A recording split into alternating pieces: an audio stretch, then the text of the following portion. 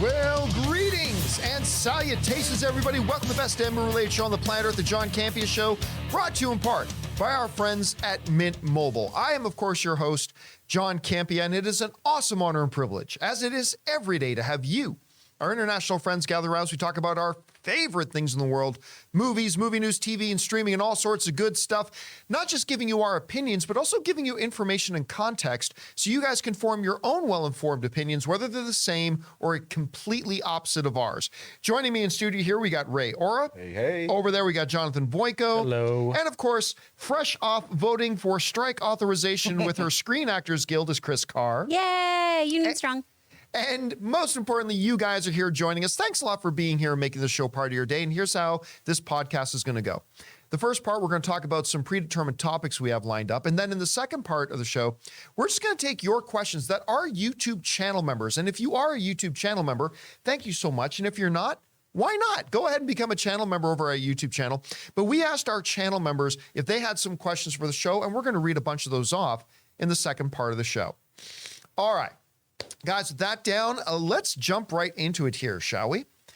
Did you guys know that this past Thursday was the 5-year anniversary of the release of Deadpool 2? Oh, dang. Right? 5 years? 5 years.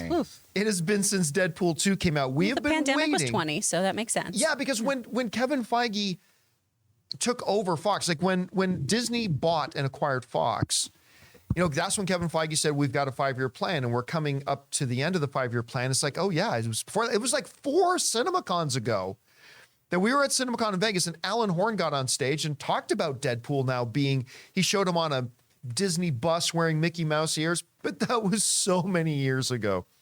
And we have waited and waited and waited. Well, we've had a bunch of news lately. You know, the script was completed. They got a release date. Hugh Jackman's there. They just announced that Negasonic and Yukio are coming back, all that kind of stuff. Well, today is a momentous day.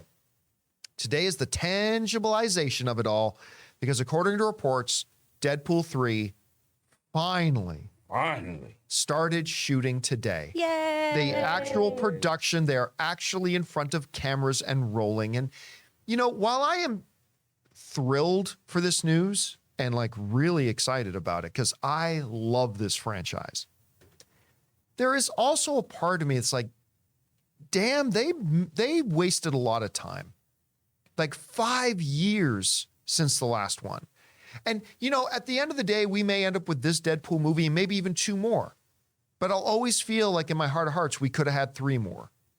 Or if we end up with 1 more, we could have had 2 more. I feel like we should be going into production on the 4th Deadpool movie right now.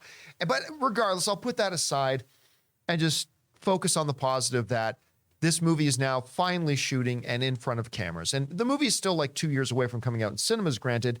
This is going to be a long production and an even longer post-production process to make a Deadpool 3. But, man, I'll tell you what. I don't know what it is about this franchise, Chris, that makes my heart so happy. If it's just the pure humor of it, if it's that they made Wade into an infinitely likable character that you just can't help but cheer for, whether it's the fact that they do some really creative violence in it, the fact that they poke and prod at the comic book genre as a whole.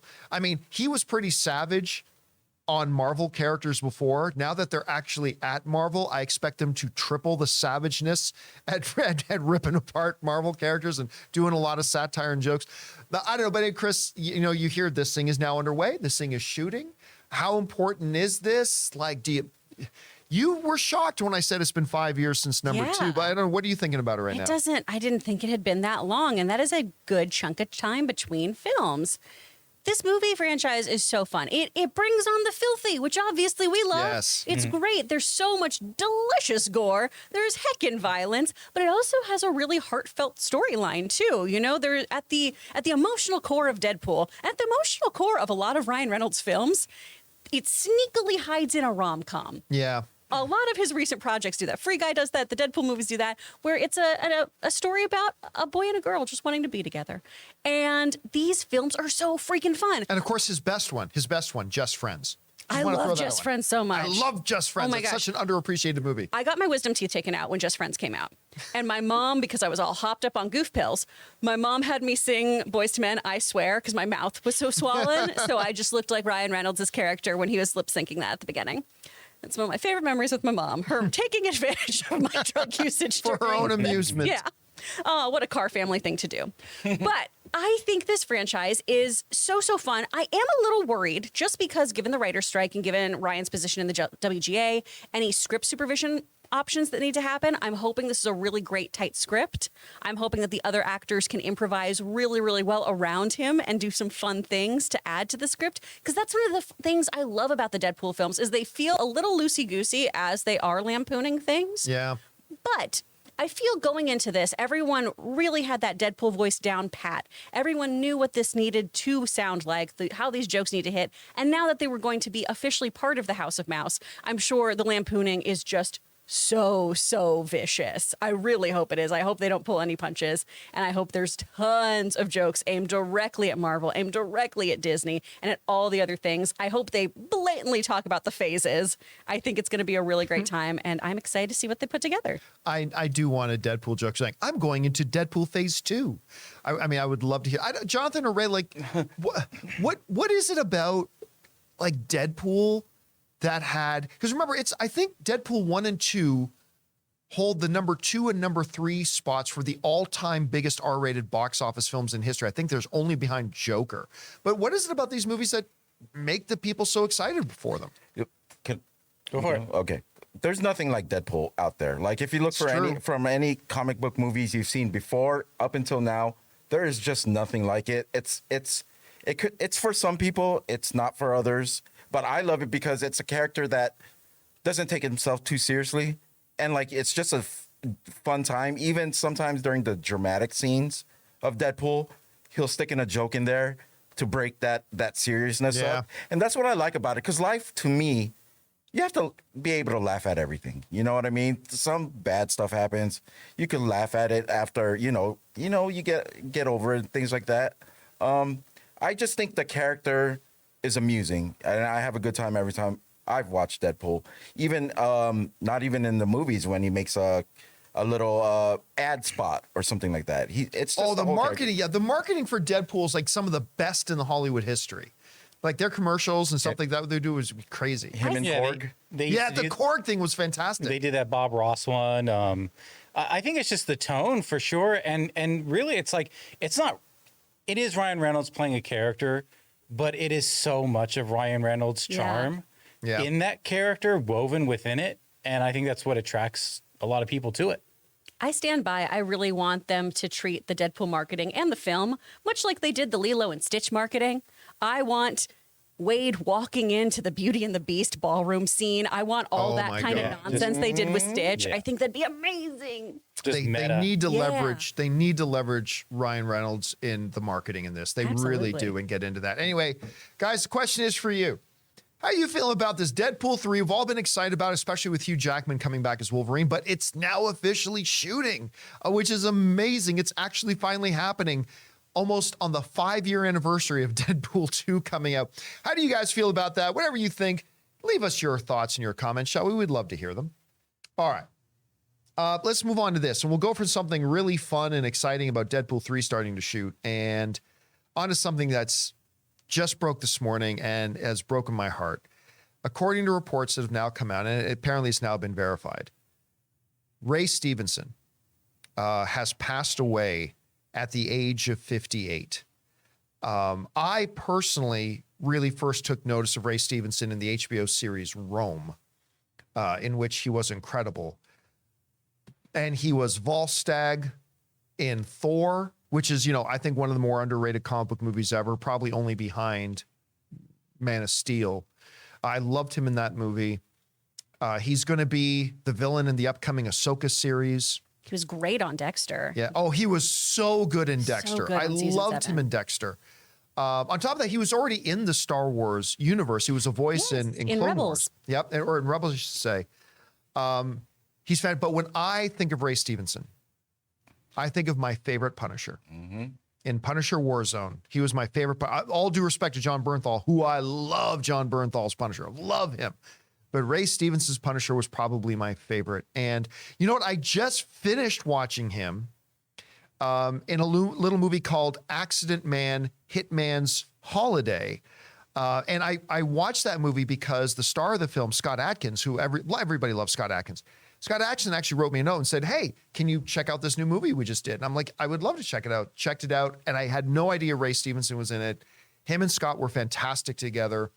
Right now, they're saying there is no cause of death is being released to the public at this point. All I can say is I'm heartbroken. He is one of those guys that just became a character actor to me that when he popped up in something, I instantly got more engaged with it. Whenever he was in something, it just made me more interested in it. And I was really, really sorry to hear about the passing of Ray Stevenson at the age of 58. Anyway, Chris, you were in the room here as we read the news breaking. Your thoughts on the passing of Ray Stevenson? Yeah, I mean, it's so sudden, and he was only 58. He's only 58. That's so young. I loved him as Volstagg. He was in RRR recently, too. Yeah, that's true. He was great in it, too. He plays this real brutal character that he's so great at. When he gets to sink his teeth into a role, he is so transformative and so dynamic in everything he does. I mean, from going to that kind of jovial warrior in Volstagg to the calm and collected but vengeful wolf in Dexter. He had such an incredible career. This is from the Hollywood Reporter. At the time, like 4 days before his birthday, he was hospitalized. This was from the newspaper La Repubblica in Italy. He'd been hospitalized while he was on the island of Ischia while he was working on a film there, and that's all we know so far. So hopefully... So it doesn't sound like it was something that was completely sudden and out of nowhere. Yeah. So hopefully we'll have more details at some point, but I wish his family well during this incredibly difficult time. And what a tremendous character actor we just lost. He was so wonderful. Jonathan, when you think about Ray Stevenson, what are the first things that pop into your head? First off, it would be Volstagg. Yeah, I loved him in that. And his performance there. But also, you brought it up. It's like, I say this is strange. I kind of forgot about his Punisher, and yet that was such a great Punisher film. Yeah. That was the one he was up against Jigsaw, right? Yeah. Yep. But I still to this day remember that scene. No, John Travolta was in the other Punisher that was the other film. one. Yeah. But still to this day, where he has a broken nose in that movie and he corrects it with a pencil, I still get chills. I still get chills with that one scene. But this, if he was hospitalized, obviously something was going on. But for us that weren't in the know, this is so sudden. Like Chris said, I mean, he still was, in his peak. Yeah. I didn't see any reason why he would be slowing down, especially at that age. So it is sudden. It is tragic. I am curious to know what else comes out of this. But ultimately, that's second to the fact that we lost someone that, is such a great talent. And it feels like he was entering a new, we were just joking about, this is Deadpool phase 2. I feel like he was just entering into phase 2 of his career because he'd recently done such huge things as RRR and this Ahsoka thing. Listen, we don't see a lot of him in the trailer as the villain, but he looked awfully great. Yeah, and it sounds like a really cool dynamic character, too, where he's this former Jedi who is a villain now, who's kind of gone more towards the dark side, but also has this very, tenuous relationship with Thrawn. I'm really excited to see that. And he was just recently promoting it. I mean, he was just at Star Wars Celebration. That was just a few weeks ago. Yeah. It's wild. Anyway, guys, the question for you is, what do you think about when you think about the incredible career of the amazingly talented Ray Stevenson? Do you go all the way back to Rome? Do you think about his Punisher? Do you think about him in the Marvel Cinematic Universe? Do you think about him in the Star Wars universe? I mean, whatever you guys think first, make sure you guys let us know your thoughts. All right, guys. With that down, let's move on to an upcoming movie, shall we? We were recently at CinemaCon in Las Vegas, and they showed us the first kind of preview for the new Martin Scorsese film, Killers of the Flower Moon, with Leonardo DiCaprio and Robert De Niro, which is, of course, our Martin Scorsese's two main muses, if you will. Finally coming together. And by the way, also starring my accountant's wife. Our John Campea Show accountant, his wife, is one of the stars of the film. I'm very excited about seeing that. Now, what they showed us at CinemaCon was a bloody gut punch of a trailer. Like, it just left you feeling emotionally exhausted just from the trailer. And like, you're watching this trailer and like, number one, I cannot wait to see this movie. Number two, I'm already enraged. I already know I'm going to come out of this movie feeling so angry, which is exactly what Scorsese was going for. Well, they just recently debuted the film at the Cannes Film Festival. And not surprisingly, the reviews coming out are right along the lines of what we thought. I mean, Indiana Jones also had his debut at Cannes, and it didn't get the response they were hoping for. But man, they got it for Killers of the Flower Moon. As of right now, for all the big outlets that got to see it at the Cannes Film Festival, it's holding a 95% on Rotten Tomatoes, with a lot of the reviews and critics basically saying that Scorsese is now in line to maybe get his second Best Director Academy Award. We got some people like the Toronto Star is saying, sprawling across the screen for 206 minutes, Killers tests our patience, but more than earns its keep as a prestige film sure to figure prominently in next year's Oscar race. And it just goes on and on and on. Everybody's basically saying DiCaprio and De Niro together are incredible. They say the story will like hit you in all the emotional soft spots. It just says it looks like this movie is going to turn out to be what we were hoping it to be. But it also doesn't sound like a fun time at the movies, right? So right there, when you get movies that are incredibly emotionally moving, that's great. But sometimes these movies are the ones that don't necessarily attract a large audience. So I'm not quite sure. I don't think Killers of the Flower Moon is going to be Martin Scorsese's biggest box office hit, but it does sound like it could be an Oscar contender already. Like, Chris, you were there when we watched the previews for it. We, of course, developed a first impression of it, but now we're getting these reviews. All these outlets are saying, yeah, this thing is now already in the Best Picture race. Is that what you expected to hear? Are they better responses than you thought? What do you think? I figured this would have a pretty big pop at Cannes, especially because this is the first time Scorsese's been back there since, I think, the 80s. He hasn't been going back there. The last time he was there was for After Hours, and I believe 85. So to have him go and present his film and everything means he obviously believes in this. And also, Apple has been really pushing for these kind of prestige films, right? They had a great one with Coda, and they've really been investing in their films. Well, they won a Best Picture award with Coda. They have, exactly. They invested $200 million in Scorsese's film here, though, which is, you know, a bit bigger of a budget than Coda. So we're really hoping and banking on these prestige films. And to hear this response is really, really exciting for me. When we watched the footage from CinemaCon, and we talked about this a little bit here at the show already before, about how this is going to be a great movie that makes all of us very, very angry. And I felt watching it the same way I felt leaving the theater from BlacKkKlansman, of just being filled with rage. Of just, I can't believe there are people who do this. I can't believe that this is a thing that happens. Because this film is just going to cover the systemic murder of the Osage people because of the land disputes, because of the oil. And to have a film that is 3.5 hours move people to leap to their feet, not just so they can stretch out, but to applaud the efforts, I think speaks volumes. I am really looking forward to this one. But man, I already know I'm going to have a heck of a palate cleanser afterwards. Guys, so for you, the question will be, what do you think? I mean, have you seen the previews now for Killers of the Flower Moon? What do you think about the responses getting coming out of the Cannes Film Festival? Are you excited for it? Is this maybe you're the type of person who just likes to go for more enjoyable stuff that makes you feel happy and good and excited, which is nothing wrong with being like that. Maybe this movie is for you. Or are you kind of more like me, where you're looking at this and thinking, oh my God, I cannot wait to see this. What has Scorsese got on deck for us? Whatever you guys think, jump down to the comment section below and let us know your thoughts. All right, sticking with reviews, let's talk about this. Don't know if you heard this, but there's a new Little Mermaid coming out. And it opens this week. I'm going to do my out-of-theater reaction on Wednesday. I'm going to see it like one day early. We're going to a special fan screening. So we're going to have that up there at that point. I believe this movie is going to make a lot of money this weekend. A lot of money, which is going to be one of the things that hurts. I think it's going to hurt Fast X's second weekend box office.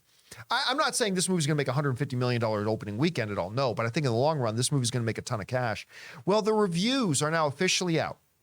We heard the first reactions a while ago, and they were mostly positive. But now the full review embargo has been lifted. And as of right now, as of this recording, The Little Mermaid is holding a 71% on Rotten Tomatoes. Now, here's the interesting thing about it. I decided to go through and read a lot of the reviews, particularly focusing on the negative. Now, on the positive side, like, this is what Variety said. Variety said this is their headline. The Little Mermaid review. Halle Bailey and Melissa McCarthy erase any doubts about this remake's C-worthiness. Get it? But instead of S-E-A-C, they said S-E-E. Anyway, so the ones that liked it seemed to like it a lot. Now, here's the interesting thing, though. As I read through a number of the negative ones, a couple of them have their points. Like, here's why I don't think this movie works. Point A, point B, point C. And perfectly good, legitimate, wonderful. But what I also noticed was that a good number of the negative ones seem to specifically base it on it doesn't change enough from the original, right? We didn't need this movie because it was just too much like the original. And I gotta tell you, it frustrates me a little bit when I see film critics do this, because I don't care what you as a film critic think about how it compares to the original as far as is it too much? It's not original enough. What I care about from you as a film critic is, on its own merits, is this a good movie to see? I don't want to hear, well, there's no point in this movie, it's just too much like the original. That doesn't tell me whether it's a good movie or not based on its own merits. I don't give two shits about the original. When it comes to making a decision to go and see this movie or not, I just want to know, do you think on its own merits, from when the movie started to when the movie ended, was this an entertaining movie or not?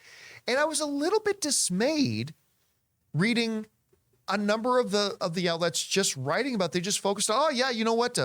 Halle Bailey is going to be a star. Melissa McCarthy is great as Ursula. It's got some wonderful visuals. But at the end of the day, this movie was unnecessary because it was just nothing new here to say. There's nothing new here. Well, I don't care.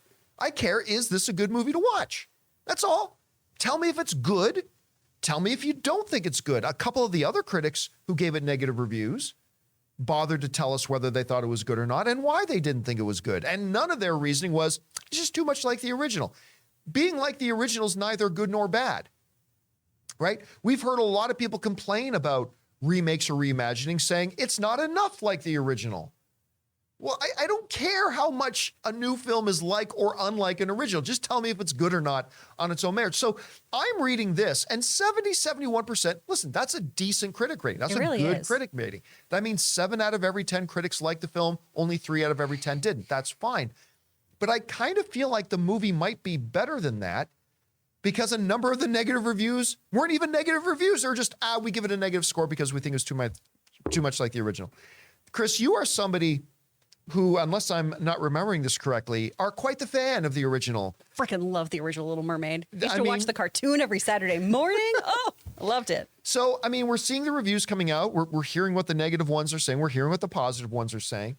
How is this lining up with where your expectations are? And, you know, we know you weren't thrilled with the trailers, but where's your anticipation level like right now for the movie coming out this week? From what I saw of Melissa McCarthy in this film, when we got to see that extended cut of Poor Unfortunate Souls, that really changed things for me. That really moved the needle for me. Oh, really? Because the whole time I've thought that Halle Bailey was going to crush it. She has a beautiful voice. I think she is such an incredible, incredible singer. I think she just looks so beautiful in this role and everything. And I kept thinking about how many girls were going to love seeing this mermaid on screen. But everything else was kind of falling short for me. And then Melissa McCarthy just crushing that song really changed things up. So I can understand these views. From what I've heard too and what I've seen online, a lot of things do come down to, hey, sometimes the underwater scenes look amazing. Other times they really, really fall flat or look kind of video gamey or gimmicky or weird. And again, I think a lot of that comes down to a post-Avatar world. We have a very high expectation. Nothing's going to compare very well to how underwater looks. Because I remember looking at the first Aquaman thinking, oh, this is really cool. And now when I rewatch that movie, it's, gosh, these underwater scenes look terrible. Compared to Avatar, Compared to that. But I do think if it's not different enough for you, I mean, go watch the original movie. You have that. You can do that. The Little Mermaid has been such a cash cow for Disney because we had the original film, then we had the Disney series, we had multiple post sequels, we had a prequel, we have the Kingdom Hearts games, still all with Jodie Benson doing the voice. Obviously, she is huge because the merchandise is still there. The rides at the parks are still there.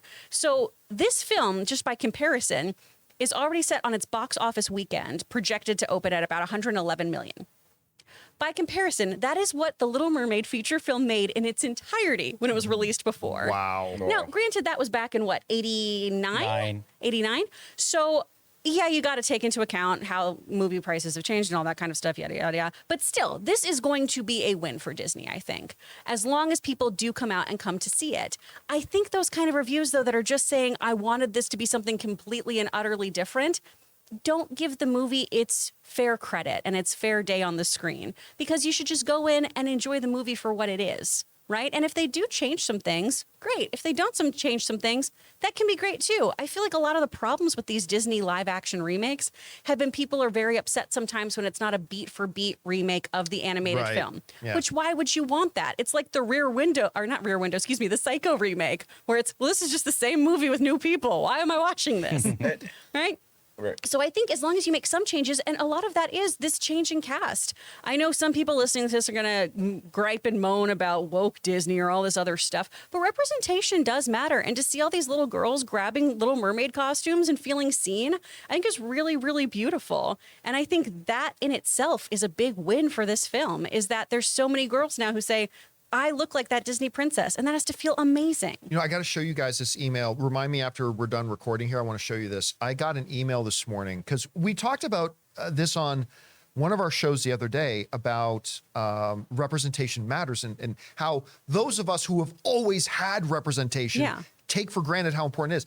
So one of our listeners heard us talking about that, and he sent me these beautiful pictures of his little girl, his daughter, who, what is the name of the girl, America Chavez in Doctor Strange, the Multiverse of Madness? Yes. Right.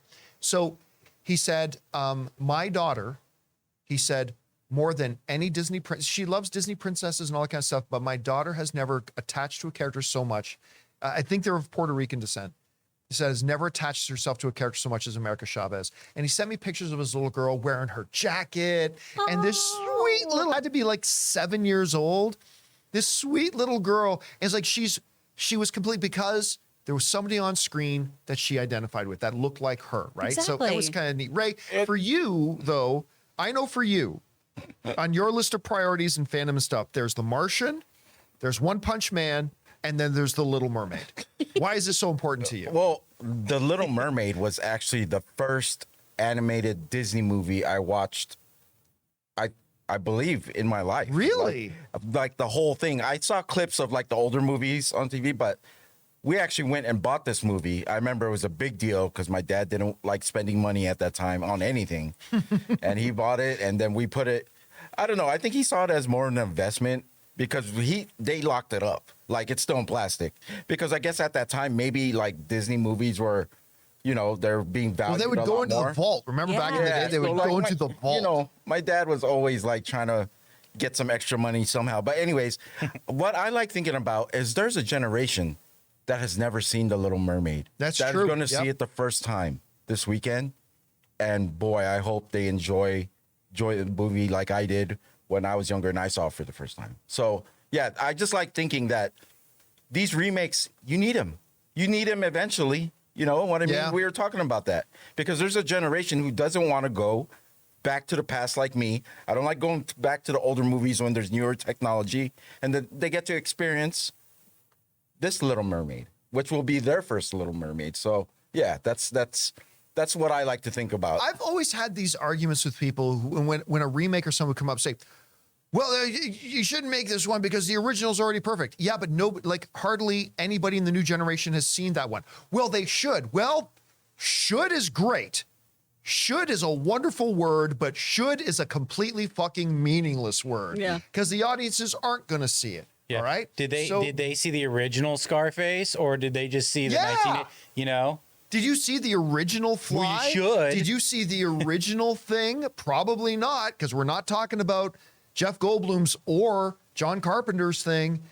So did you see those? No. I mean, so it brings some of these classic stories to a new audience. And by the way, again, the studies have proved that when these remakes come out, they get a big bump in popularity of the original material. So you're going to get more people today are now going to see the original Disney animated Little Mermaid because this new movie's coming out. And I think that works on its benefit. Anyway, guys, question is for you.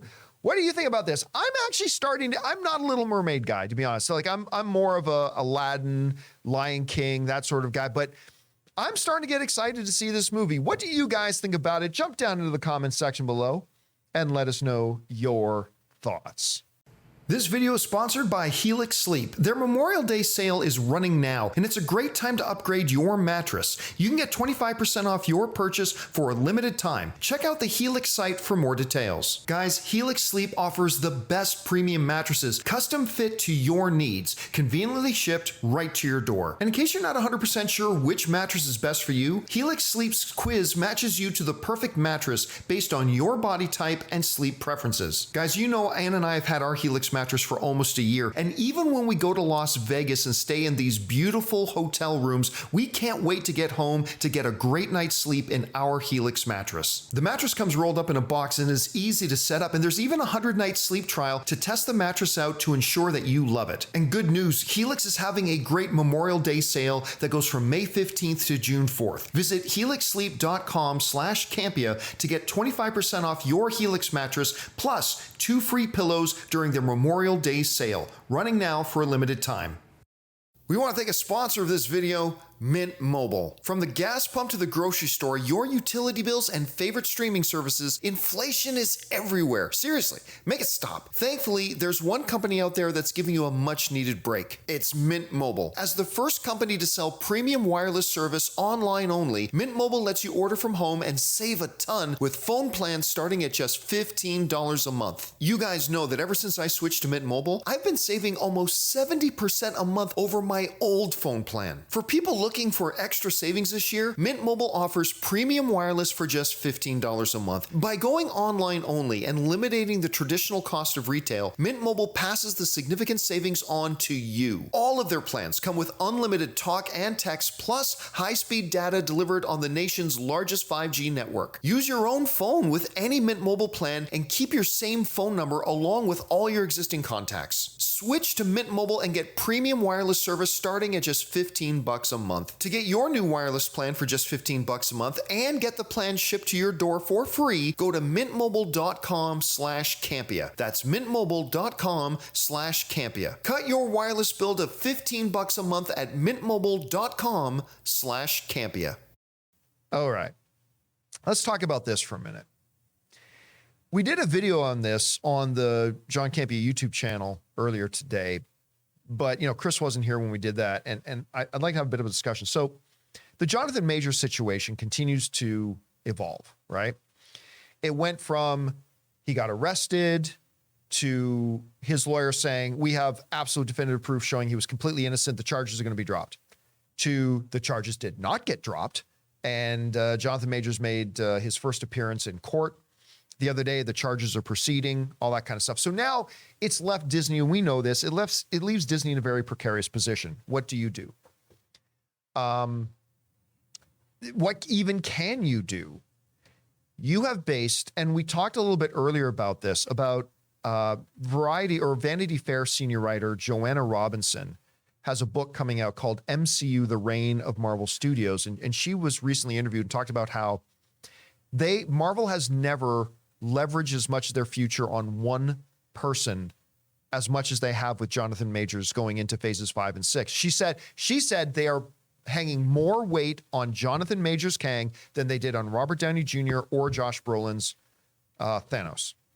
So here you are, you've got all these legal problems going on, but it hasn't really proceeded much. He might be exonerated. He might be found guilty. What do you do? Well, you try to play it low key. And we just saw recently, according to some reports coming out of a big industry event, where Kevin Feige was showing off a bunch of the upcoming MCU Disney Plus shows like Echo, Secret Invasion, and they showed off a new trailer for Loki Season 2. And despite everything prior to his arrest, all the marketing for Loki 2, including the post-credit scene in Ant-Man and the Wasp: Quantumania, featured Jonathan Majors as Kang very prominently. Apparently, the new trailer that's going to be coming out here soon, absolutely no mention of Kang, no sign of Kang, no anything like that. Now, there have also been some very unconfirmed, very questionable reports that they've done reshoots to take Kang out of a bunch of the show. I don't believe those reports personally. It could be true. I have no proof that they're not, but I don't personally believe them right now. I might change my mind if I see more evidence. But it is interesting right now that it looks like Marvel is trying to hedge their bet a little bit. Like, why put Kang and Jonathan Majors in the trailer and have the conversation be about anything other than Loki Season 2? Because you know what's going to happen. If they put Kang and Jonathan Majors in the trailers, that's what people are going to be talking about. They're going to be talking about Jonathan Majors. They're going to be talking about the controversy going on. If they leave him out of the trailers, then maybe hopefully people will focus more on Loki. So I don't know, Chris, you weren't here earlier today when we were kind of talking about this a bit. Is this a good move by Disney? Should they be going the opposite? Like I've seen some arguments made that, you know what, they should just completely lean into it. Feature him in the trailer. Feature him in that. Roll the dice a little bit. Big risk, big reward. Or there's the opposite point of view. They shouldn't just be cutting him out of the trailers. They should be cutting him out of the show. They should be doing this. Disney right now seems to be taking a middle ground where they can pivot one way or the other if they want. I don't know. Are they doing the right thing? Should they be going about it differently? What do you think? It's hard to say if they're doing the right thing, but they're definitely doing the thing of playing it safe. Right. By just kind of doing that middle ground and seeing where they can pivot to. The stuff that Robinson was writing about is really, really fascinating to me too, about this supposed, hey, we're pinning it all on this guy. We're putting everything on Kang, right? And a lot of that was because the mindset, supposedly, according to her, was that, hey, we're losing our varsity players. We're losing these really, really great, iconic people. And more than Downey, more than Brolin as Thanos, we are going to now have this iconic Kang because of this incredible performance we were getting out of this guy. And so it was to really, really just put everything on him, which wasn't the plan. But because it's such a strong performance, hey, this is going to keep people coming back to Marvel the same way they did for an Iron Man, for a Thanos, that kind of situation. And she went on to say, they usually don't hang this much on one person in the way they did here, and that has put them in a bind. We do not know what they're going to do. I've heard conflicting stories that they're going to replace him. They're not even considering replacing him, etc. But it's all just one more thing. So no one seems to know exactly what's going on here. Yeah. And it does seem to be this kind of wishy-washy, will they, won't they situation that I do understand purely from a court of public opinion and as well as a legal court perspective here, right? One, you don't want to feature an actor, as we've seen from other things, as we've seen with the Ana de Armas situation of feature them in a trailer and then we ditch them or we replace them or something like that, right? Because then people have an expectation of who's in the movie. If they're not in there, then we're upset. Do you feature them heavily? Well, okay, if people are really, really against this person and against what they've done or against the alleged allegations against them, is that going to sour your audiences? Worse, if these allegations become true, if the court does say, yes, this all happened, then you're in a bind there of, okay, well, we've centered something around somebody who now has legal accusations confirmed against them. So I think what Disney's doing is this very, very middle of the road, let's see where the chips fall kind of thing. If that's the right thing to do, I'm not sure. As we've seen with a lot of these situations, and as I've said in the past, I like transparency from studios. I like them to, really, really state how they feel. And I understand from a business model, that's not always the best thing. I am hoping as more things come to light with the Jonathan Majors situation, that Disney as a whole, that Marvel as a whole does actually release statements regarding this, as opposed to just having a few whispers in the wind about what's going to happen. And I hope regardless of the outcome of the Jonathan Majors situation, they're firm on their stance. I haven't particularly enjoyed Warner Brothers, how they've dealt with things like this in the past, right? And it would be really, really hypocritical of me to change my tune here now of, well, as long as Disney's still giving me a great Marvel movie, I don't really care. No. if things come to light that are very, very serious and legally proven, I really want Disney to have a firm hand on this. I agree. I just don't know what they can say right now. Exactly. Yeah. That's the thing is I don't know what I would do in this situation of, well, we're literally in court right now. We're literally having this thing all proven. I don't know what I would do here as opposed to you really can only do a statement of, once we have all the information, we'll be able to move forward. We at Disney are obviously very concerned about the allegations. Yes. We look forward to letting the court process play out and see where things are. But here's the problem they're going to face, though. Like, I believe they are taking the right approach right now. You don't remove them. Take them out of the marketing, though. I agree with the move to take them out of the marketing. Yeah, that makes sense. Just from a marketing point of view, why have the distraction, right? But Marvel is facing a ticking clock. Let me use this analogy. Let's say you've got two girls you really like and you'd love to take both of them, each of them you'd love to take to prom. What an Archie situation. What an Archie situation. Yeah, Betty and Veronica. You want to take them both, but you don't want to, like, as you're working through your feelings, you don't want to commit one way or the other just yet. Okay, that's probably pretty smart. Don't jump the gun. But prom is coming. Mm-hmm. It's coming next week. And you're going to have to make a decision. And that's what I think Marvel is facing. I think they're doing the right thing, trying to stay right down the middle right now. We're going to keep our options open. But at some point, the release date for Loki is going to come. At some point, production start time on the next project that Kang is supposed to be in is going to come. And they might be faced with a situation where they're going to have to pull the trigger on a decision when they still don't know what the courts are going to do yet. Yeah. And I do not envy them once that point hits. Not at all. Do you think right now with the writer's strike, that is helping or hurting? Do you think that is adding time to the clock or that is making it speed up? It's helping Marvel because it's delaying things.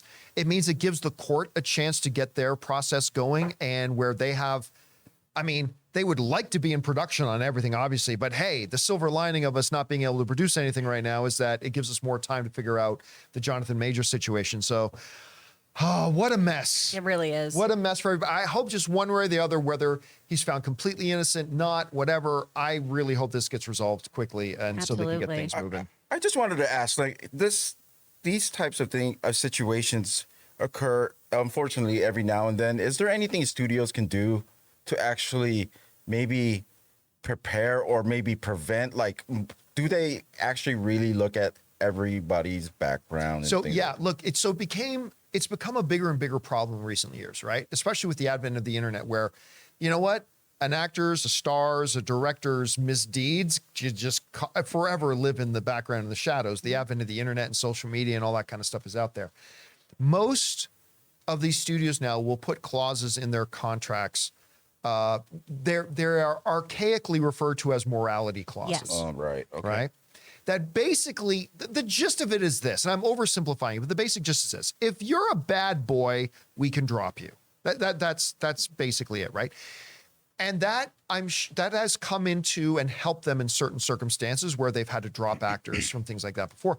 Of course, the trick here with this particular situation is that they don't have a basis right now to pull the trigger on a morality clause. Like, we don't know that Jonathan Majors did what he's accused of doing. We don't know they haven't, but we've already started our MCU with him as Kang. So they're like, here, you know what I bet?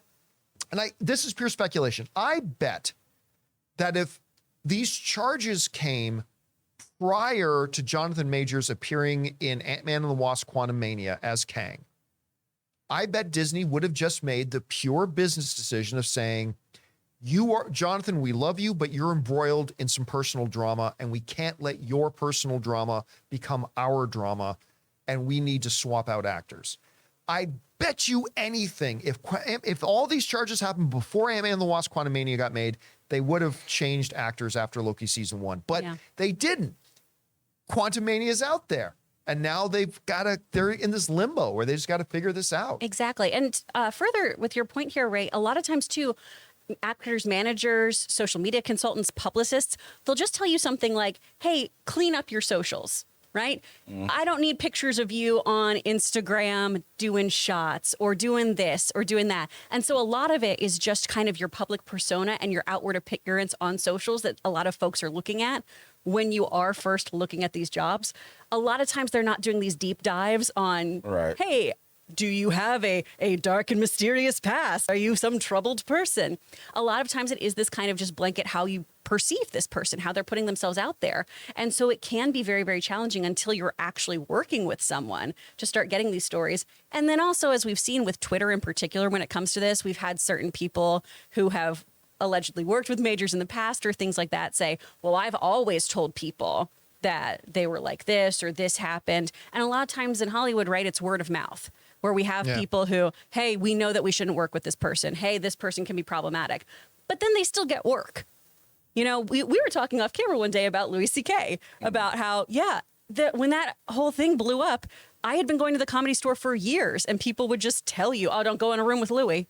Okay, well, then why are we all just letting Louis be here? Right? Yeah. So it's this really large, nebulous thing about, okay, what do we decide makes a person someone we don't want to have on set, someone who we don't want to work with, because it seems like a lot of times bad behavior just gets swept under the rug until something really, really blows up. And that's not to say that Jonathan Majors is guilty. I want to be very, very clear about that. I don't know the facts of this case. I was not there on the day, but until we have something that does go to this level, we usually don't know about a person. Yeah. All right, guys. Question is for you. What do you feel about this? Apparently, they have removed Jonathan Majors from any part of the trailers for Loki Season 2. Good move, bad move. What do you guys think? Jump down into wherever your comment sections are and let us know your thoughts. All right. Let's just briefly touch. We're running out of time, but let's briefly touch on this last thing here. So we did a video about this as well on the YouTube channel earlier. Fast and Furious Fast X opened this weekend, and it's two completely different stories. On the one hand, domestically, it had its lowest opening weekend of any Fast and the Furious film since 2006, when Fast and the Furious Tokyo Drift opened to just like 20-something million dollars. Dang. Fast X opened to $67 million, which is, again, is the lowest opening for any Fast film since 2006. So that's not good. On the other hand, the movie made $257 million internationally, which was very good. I mean, that's quite a good result. Ultimately ending in like, I can't remember the exact number, like $318 million for worldwide, right? And that in and of itself is not a bad number. So what is the story of Fast X? Is it, lowest? I mean, look, once something starts to lose its popularity in the North American markets, eventually it starts to lose its popularity in the international markets as well. The Fast and Furious franchise is obviously in its decline, right? I mean, I think even the biggest Fast and the Furious fans would acknowledge that the Fast and Furious is now on the back half of its life cycle, right? We saw the declines starting with Fast 9. Now we saw Fast 10. The interest has declined, all that kind of stuff. Still holding solid numbers internationally. So is the narrative Fast X ain't going to do so great at the end of the day because it's declining popularity, or Fast X is still going to be one of the biggest films of the year because it's holding so well on the international market? And I honestly don't know. Like just a couple of weeks ago, I was guessing that not Mario Brothers, which I had predicted for months that Mario Brothers would be the biggest film of the year. I switched that over to Fast X, and now I don't know that I should have made that jump over from Mario to Fast X. But here we are. I don't think this movie's going to have good legs, either internationally or domestically. I think we're going to see a greater than 65% drop in the domestic market here on weekend 2. Not just because as a whole, people aren't loving Fast X, but also you got the Little Mermaid opening. So there goes anybody that's a parent. So that's gone. I also don't think it's going to have great legs internationally either. So I think this movie still beats, when it's all said and done, I think it'll beat out Fast 9's box office, which, Ray, if you can get up the final, I think it's 700 and something million that Fast 9 made. I still think it probably beats that. I don't know that it gets to $1 billion. Maybe it does, depending on the international market hole. Anyway, Chris, you're seeing those numbers. Again, it's two completely different stories. Yeah. Total decline domestically, still holding really quite strong internationally. what do you think the predominant story here is, and how do you think this movie will ultimately do by the end of the day? Before you go, it's 726 million. So 726. Okay. Yeah, I think it can beat that. I think Fast X can beat that. Probably. I do think the story here is just that difference between the two. I think it's interesting that the U.S. box office went, okay, well, no, thank you. And then the international box office went, hell yeah, let's see some guy drive down some dams. Let's go. I think this is going to probably slow down pretty quickly, though. They're not going to be able to hit the NOS. They're going to just really, really come to a screeching halt on this. I don't see it having great legs. I say this again as somebody who is not particularly familiar with the franchise. I told all of you I was going to watch these films this weekend, and after the abysmal box office and your lovely reviews, I went, Logan, do you want to watch these movies? And he went, absolutely not. I don't. I want to watch Sweet Tooth. And that's what we did instead. Great series. I don't know why I was sleeping on that. I didn't like it. Oh, I love it. Yeah, I wasn't big on it. I am way too emotionally invested, and I know everything's going to be bad. I'm going to burn my apartment to the ground. I know it after I finish watching season 1. Everyone's evil. But I think I stand by what I said last week. I feel like this franchise has really jumped the shark, and that even though this one didn't have space and duct tape, I think people are a little over the series as a whole, especially just because it's gotten so ridiculous. Every time you guys describe it, I know we always make jokes about how ridiculous Riverdale is, but this feels like the Riverdale of movies. It started out as one story about people who raced cars and worked on cars, and now they're an elite task force with superpowers where they can stomp on the ground. I did watch a compilation of videos of Vin Diesel breaking the laws of physics, where he can stomp on the ground and move asphalt, or he can pull buildings down with his bare hands, or he can catch a car. Like, what is this? What are these movies? All What wrapped are up in they? terrible dialogue. Yeah. Just, It is on track, though. I'm looking at on Box Office Mojo. So Fate of the Furious was like 18% domestic, 81% international. Wow. Fast 9, 23% Domestic. 76% international. And now Fast X, 25% domestic, 74% so far international. But it's still a sliding scale. Even if your domestic is growing, the domestic is also dropping compared to international as well. So I honestly don't know if it'll do worldwide better, beating 726 worldwide than Fast 9, because it's It's already halfway there almost. it's a sliding scale, though. Yeah. I mean, right now worldwide it's at 267. Well, the actual worldwide numbers right now, Is it a little converts higher? it's like 319 million Okay. as of right now. So the international box office it got, again, this is according to the Hollywood Reporter report. Hollywood Reporter is saying that the opening the first week internationally, not global, because global includes international and domestic. The international number was 251.4, whereas the domestic number was 67.5, which ultimately made it a $318 million worldwide already. So it's not quite halfway there, but it's getting close to halfway. The question will be, how big is the drop off going to be in the second week? Right. Yeah. I mean, I think it's going to be big, but you're still getting 75% of your income from international box office. So, I mean, I think that's where it's going to have its strong suit. I still think it's a sliding scale. I don't think it's either going to plateau with Fast 9 and then make huge, or it's going to be below. All right, guys, question is for you. We got a Fast and the Furious opening weekend that is really two different stories. Quite poor for the franchise domestically here in the US and Canada, being the lowest opening weekends that they've had in the franchise since 2006.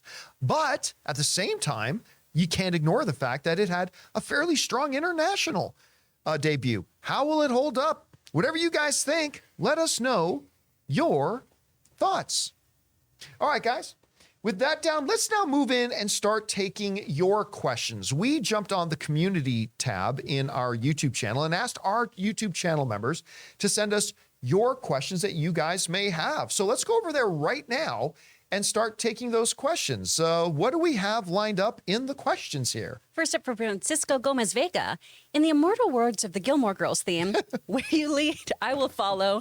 Anywhere that you tell me to. If you need me to be with you. Following you now to Spotify, dude. Great work. Thank you so much. Of course, Sorry, I couldn't sing the song. We'd get demonetized. We of course moved the John Campea Show used to be a live video show that we do. We've now, we've what's the word I'm looking for when people migrate? We've migrated over to the podcast format, and one of the biggest spots is Spotify. Again, today, I don't expect us to stay up there because Spotify charts, Apple podcast charts, they're based a lot on new activity. But the amount of you guys, we didn't know that how many of you guys would actually follow us over to the podcast feeds. But by cracking the top 10 on both Spotify and Apple Podcasts, again, we don't expect to stay there at all because it's all based on new activity, but that shows us that you guys did migrate over. So thank you so much for that, man. We really appreciate that. All right, what's next? From Greg Scott Bailey.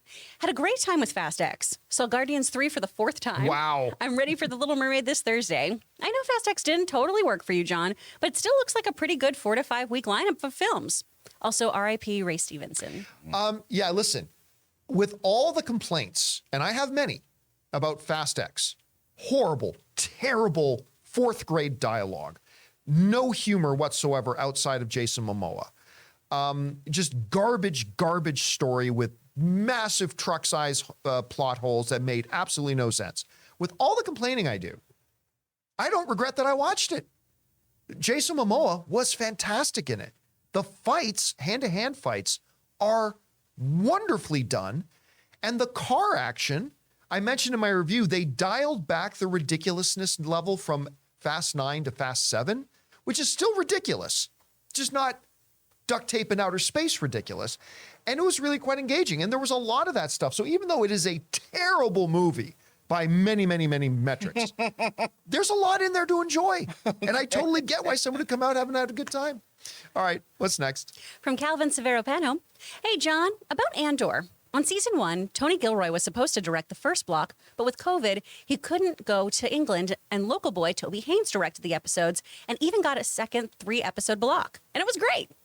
Why are people worried about Gilroy's absence because of the strike now? Well, because Tony Gilroy is the creative force behind it. Remember, movies and TV shows are completely different.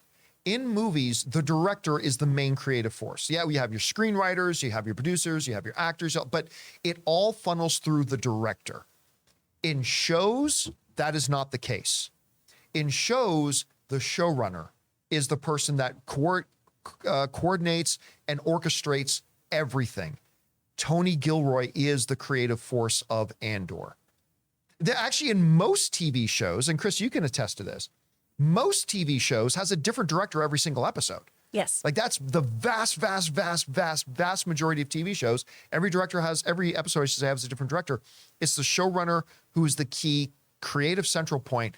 And that's why people are a little bit nervous with Tony Gilroy not being able to do anything. But guess what? They're not going to move forward with anything on Andor until Tony Gilroy is able to come back. Yeah. So I think they're going to be totally fine. And Andor's pretty well mapped out, too. Yes. So, but I wouldn't be too nervous. Tony Gilroy comes back, but Yeah. that's why people are freaking out, because the directors still have a very important role to play in a television show. Absolutely.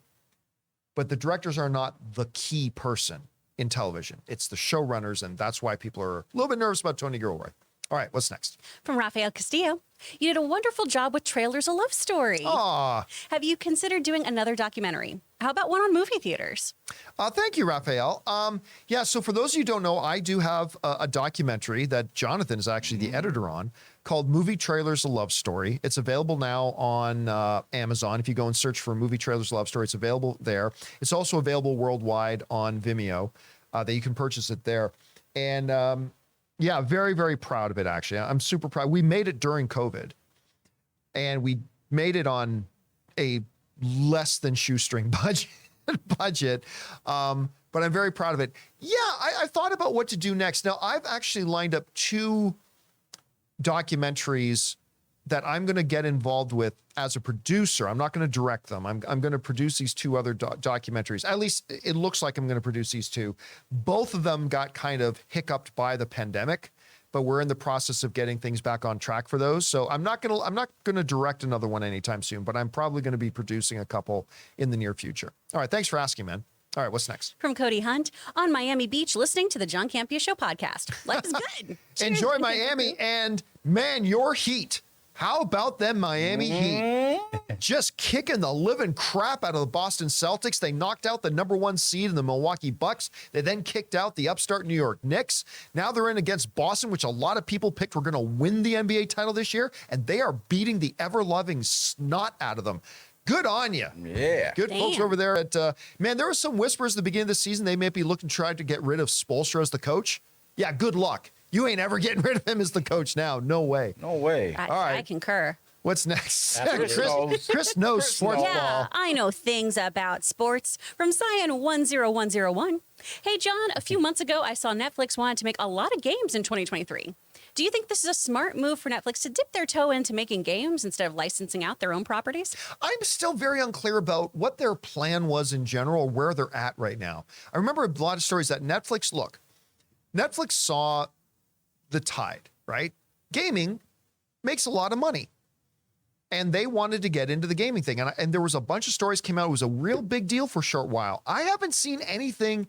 Granted, I haven't been paying a lot of attention, but I haven't seen anything come to fruition over that. So I honestly don't know where they're at with their whole gaming gambit that they were going to get into. That Netflix, you subscribe and you also get games. It was going to be like Google Stadia before it died, that you just play it online or something. I'm looking at the available games right now. They On actually have that- Netflix? yeah, they actually have that. So they have games available. Yeah, How do you play them? It's how to install. I'll read through it and then maybe I will have an answer for you. So these are actual downloadable games, not just like the trivia games they have on the app? Because I freaking 'Cause love those. There's a lot of games, like there's streaming game services now where you can actually play AAA games, but you don't have to download anything. Like NVIDIA has a gaming service, Microsoft has that gaming service, PlayStation has a number of games you can play that way. Like just, you don't have to have it on your hard drive at all. You play it via the cloud. So I don't know if that's what Netflix is Well, doing. I have no idea. It's weird because I'm looking at TMT Shredder's Revenge under the Netflix help thing. It has links to download it from the Android store and the iPhone or Apple store. So is I that have just no them idea. developing So- But it games? says it Developing. requires an active Netflix Like an subscription. account. Yeah, you have to have their account, but Is it a special Netflix game? You know what? We probably shouldn't even bother talking about it Yeah. much anymore because we really, the honest answer is I have no idea what they're doing Yeah. there. All right, what's next? From Joe Hawkins, this is 2 questions. I'll answer this first part and then we'll jump into the other one. If SAG goes on strike, will that affect Chris appearing on the show? Yes. It'll affect me going on here? Yeah. We don't write things. you'll have more time to appear It doesn't on matter. here. I support the unions. Oh. I'm kidding. I'm totally kidding. I was like, Jesus. We are not So- a union show, Yeah, just so you know. we're what's called no union affiliation either way, right? So one, I come on here and this is all unscripted, so we just say stuff except for when there's an editorial. What it'll affect is I won't have as many neat things to say about booking stuff in the booth or in the real world. But yeah. And then second part, John and or Chris, have either of you read the Star Wars Legends series Legacy of the Force and Fate of the Jedi? They're Yes. set during what would be the sequel's timeline, only non-canon now. Much better sequel trilogy, in my opinion. Thanks, guys. Yeah, that's pure you. I don't know that I would concur. I don't know that I agree with that. There's some good stuff in there, but as bad as The Rise of Skywalker was, I still think The Force Awakens was awesome. I think The Force Awakens was awesome. And I liked The Last Jedi, although, you could start to see the fact that they had no plan. It was starting to fall apart. And I hated the Rise of Skywalker, but they were good to read at the time. Look, my relationship actually with the expanded universe stuff prior to when Disney took over and reestablished what real canon was very, very mixed because, yeah, you had the Heir to the Empire trilogy with Thrawn, and you had a couple of the X-Wing stories, and you had some of the stuff about Jason and, the Solo kids, all that kind of, that were already, the Yuzang Vong was actually an interesting storyline, but honestly, 85% of the expanded universe stuff was total shit. Oh. That we just loved because it was the only thing of Star Wars we were getting for so long. But so yeah, I don't know if I concur with your evaluation of that. Real quick, I want to go back to this Netflix thing. This thing sounds really good. They have exclusive games, and if you have a membership, there's no purchases in the games. You could play them unlimited. But play them There's where? You just have to prove that you have the Netflix. They're exclusive games tied in with your Netflix membership. You sign in with your Netflix account, and they have 50 exclusive games, including Stranger Things titles. And you know how all the games on your phone, you have to pay for everything. Yeah, These yeah. games are just run through. Okay, but where do you play? Because I don't it play just it on on my your phone? Download on my on your TV. Android or iPhones. Okay, so it's for your so mobile. it's a separate app. It's not Okay. within the Netflix thing. It's, Interesting. That's That's yeah. interesting. All right, what's next? From Jesse Has a Turtle. I saw someone ask last time when Chris wasn't on the show, but is there any streaming service or somewhere else where we can see some of your voice work? Sometimes my stuff is on Crunchyroll. I did a lot of stuff for Sentai Filmworks back in the day when I was a non-union actor, because most anime is non-union. A lot of what I do video games, Blade and Soul, Maple Story, Red Knight Lineage and stuff like that. But a lot of what I do is commercials or industrials. And this is a lot of stuff that people don't find to be particularly glamorous acting work. It's things that are going to be played in corporate. So like I've done stuff for MasterCard or for Scripps or things like that that play in-house. There was a really cool time. My mom was so proud. I was the voice of Leapfrog for a little bit. Oh. And you could hear my voice when there were Target or Walmart displays for the Leapfrog setups. And every time my mom was in a Target, she'd like nudge people next to her and she'd be like, that's my daughter talking right now. That's her talking about how your kid can learn how to read. It's real cute. But sadly, I'm no longer the voice of them. But most of what I do is commercials or inside stuff. It's their loss, Chris. All right. Thanks. What's next? From AK, with the way things are with the writer's strike, how high of a chance will directors and actors follow suit?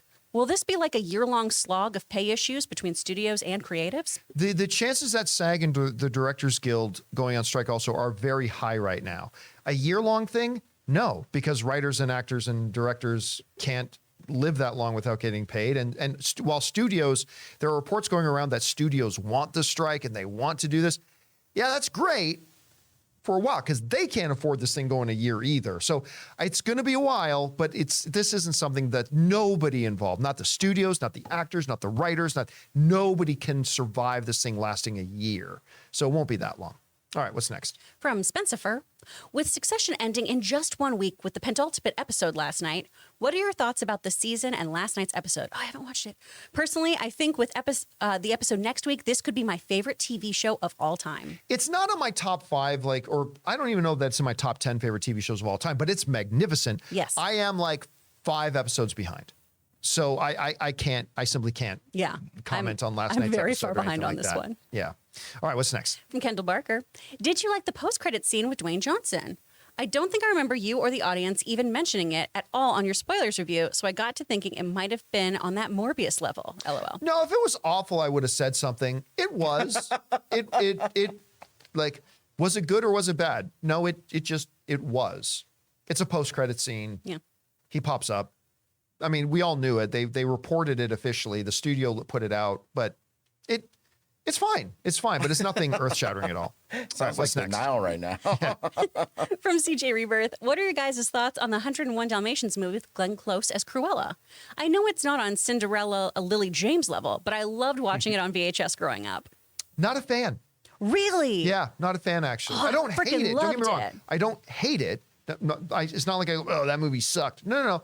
But yeah, no, I watched it, I think, twice in my life, and I was like, nah, for me. But you loved it? Yeah, as a kid, I thought that movie was great. I was like, this woman's a genius. And I was correct. All right, what's next? From DatBoy22.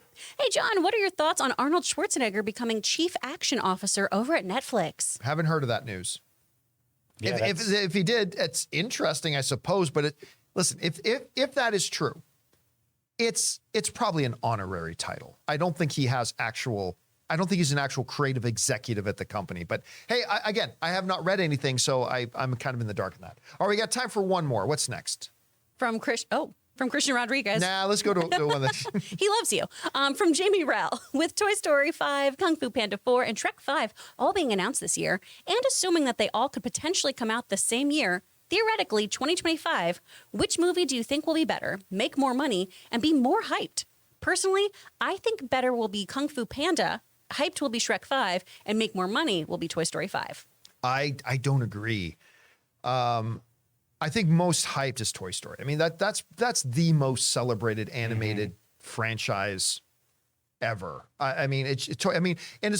Toy Story is one of only 3 animated films in history to actually be nominated for Best Picture at the Academy Awards, and they all make money. Even the last one, even 4 made over $1 billion at the box office. So the most hyped will be that. Kung Fu Panda will probably make the least amount of money, but it's one of the ones I'll look forward to a lot because I think the Kung Fu Panda movies are kind of underrated. And Shrek 5 will get a lot of hype. Yes. The return of Shrek, Eddie Murphy coming back. I was at the Laker game the other day and they put Eddie Murphy was there in the crowd and they popped him up on screen and the audience lost their minds when they put him up on screen. But I think the one that will be best will be Toy Story 5 because they just make these excellent, excellent, excellent films. They make Oscar caliber films.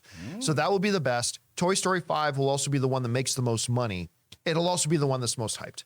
Yeah. So I think right across the board it'll be Toy Story 5. But I am very interested in both Kung Fu Panda 4, which Jack Black came out on stage and enacted for us at CinemaCon, which was amazing. And the return of Shrek, especially after watching Puss in Boots. I'm ready for Shrek to come back. DreamWorks, put me in your movies as an additional voice, you cowards. 44 auditions this year. 44. I know you guys like me. They keep bringing you back. Bring me home. All Just right? break the seal. We keep going out for coffee. Take me home. Okay. All right. DreamWorks. That's how I feel right now. Jeez. All right, guys.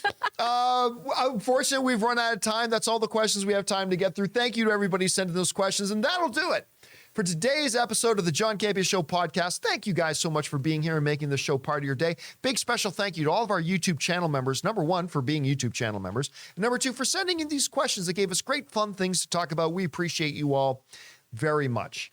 Guys, again, just in case you don't know, we have a newsletter, a John Campea Show newsletter. If you look in the description of this podcast, or if you're watching and listening to this on the YouTube channel, in the description of this, you'll find a link to our daily newsletter. We send it out every day, giving you rundowns, the topics we're going to be discussing that day. I put in a little blog post. We talk about any announcements that are coming up, all in those newsletter that's delivered to your inbox every day. Make sure you go and subscribe to that newsletter, and make sure you join us again on this podcast, on your favorite podcasting app of choice, and on our YouTube channel, where we put up videos every single day. We look forward to seeing you. So for myself, Ray Ora, Jonathan Voico, Chris Carr, who don't just take her to coffee, ladies and gentlemen. Take her home, DreamWorks. No, don't let that be the takeaway. Take it home, DreamWorks. My name is John Campea, and until next time, my friends. Take it home, baby. Bye-bye.